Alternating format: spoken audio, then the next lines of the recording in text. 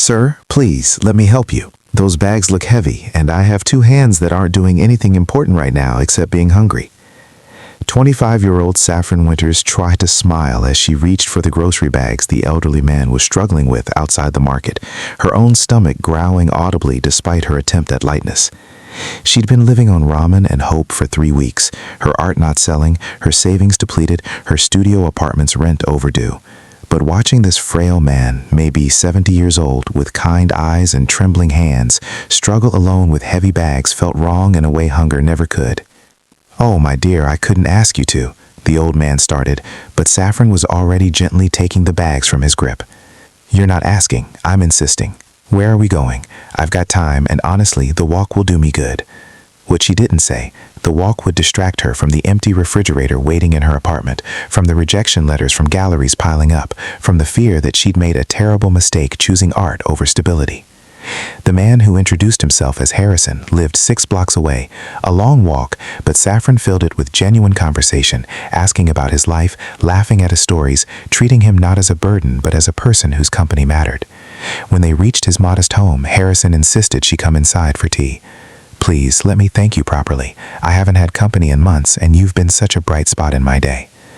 What Saffron saw inside surprised her. The home was simple, but filled with photographs of a younger Harrison with a beautiful woman and a small boy. Art supplies scattered in one corner, evidence of a creative life once lived. They talked for 2 hours about art and loss and loneliness.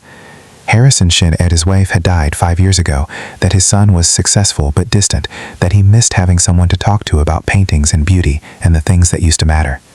"You remind me of myself when I was young," Harrison said softly, pursuing beauty even when it wasn't practical, believing that creating something meaningful was worth the struggle. Saffron's eyes filled. "I'm not sure it is worth it anymore. I can't pay rent. I can't afford food. I keep creating art that nobody wants. Maybe I should give up, find a regular job, stop pretending I'm special enough to make this work." Harrison studied her with surprising intensity. "May I see your work sometime? Not as judgment, as curiosity. I'd like to understand what you create." What Saffron didn't know was that Harrison Whitmore wasn't just a lonely elderly man. He was father to Quillen Whitmore, billionaire tech entrepreneur, and Harrison himself had been a renowned art collector before retiring. His modest home was his choice. He'd given most of his wealth to his son and charity, keeping only what he needed, preferring simplicity to the isolation wealth had brought his family. A week later, Saffron visited Harrison's home with her portfolio, nervous and self-deprecating.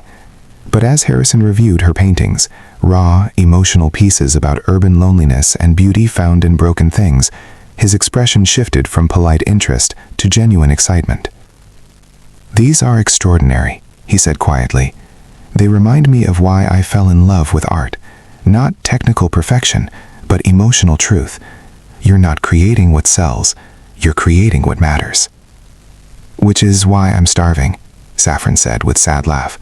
"Emotional truth doesn't pay rent." What happened next, Harrison presented carefully.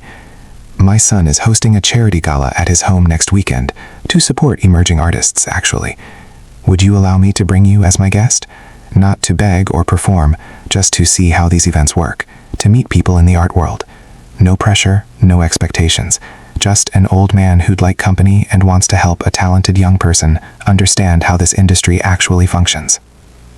Saffron hesitated, pride warring with desperation. But Harrison's genuine kindness, the way he treated her art with such respect, never once making her feel pitied, made accepting feel less like charity and more like friendship. The home was a sprawling mansion that made Saffron's studio apartment feel microscopic. Quillen Whitmore was everything his father wasn't: polished, business-focused, clearly uncomfortable with the artistic crowd he was hosting. When Harrison introduced Saffron, Quillen was politely dismissive, until his father said quietly, "This is the young woman who helped me carry groceries last week. Remember I told you about her kindness?" Something shifted in Quillen's expression, recognition perhaps, or shame. "You helped my father? He mentioned someone extraordinarily kind." What Saffron didn't know, what Harrison revealed later, was that Quillen had been trying for years to convince his father to move into his mansion, to accept round-the-clock care, to stop living beneath his means. Harrison had refused because he valued independence and authenticity over comfort. but he told Quillen about the struggling artist who'd carried his groceries despite being visibly hungry herself, who'd spent hours talking to a lonely old man, who'd given time and energy she clearly didn't have because kindness mattered more than convenience. "You showed my father something I'd failed to give him, genuine human connection without ulterior motive," Quillen said to Saffron during the gala. "He talks about you constantly, about your kindness, your art, your struggle. He wanted me to meet you because he thinks I've forgotten what real success looks like. Not wealth, but creating meaning despite hardship." What Quillen didn't immediately reveal, what his father encouraged him toward, was that his company's art acquisition program needed a new curator for emerging artists. Someone who understood struggle, who valued emotional truth over marketability, who could identify talent in unconventional places. Someone like Saffron. "This isn't charity," Quillen said carefully, when offering her the position weeks later, after she'd consulted with him several times on artist evaluations. "You're genuinely gifted at seeing quality others miss. Your own artistic perspective gives you insights our current team lacks, but I won't offer this if it feels like pity rather than recognition of actual skill." Saffron's eyes filled with tears. "I carried grocery bags, that's all. And somehow it became this, a job, opportunity, a reason to keep believing my art matters." "You did more than carry bags," Harrison said gently, present for this conversation at his son's home, where he now visited weekly for dinners that had become meaningful rather than obligatory. "You saw a struggling old man and helped without knowing who he was or what he could offer. You treated him with dignity and genuine interest. That's rare. That's character. And character is what my son's company needs more than credentials or connections." What Saffron learned over the following months, as she curated exhibitions and continued creating her own art, was that Harrison and Quillen had been estranged for years, their relationship transactional rather than emotional. Her simple act of kindness had somehow bridged that gap, reminding both men what actually mattered: presence, connection, choosing people over productivity. A year after carrying those grocery bags, Saffron stood in her first solo exhibition at a gallery Quillen's foundation had supported.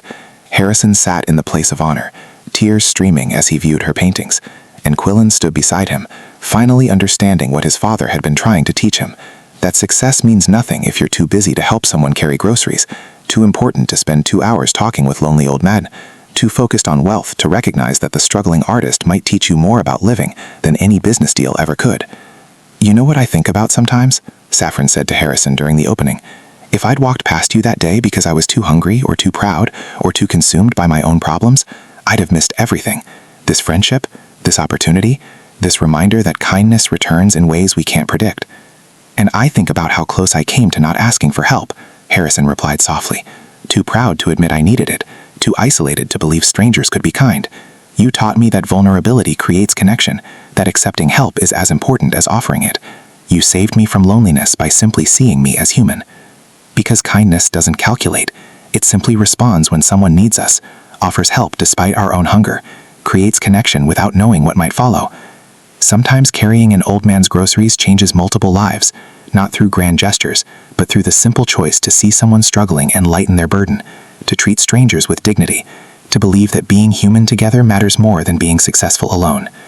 If this story touched your heart, please like, share, subscribe, and comment. Let's spread more stories of kindness and hope together.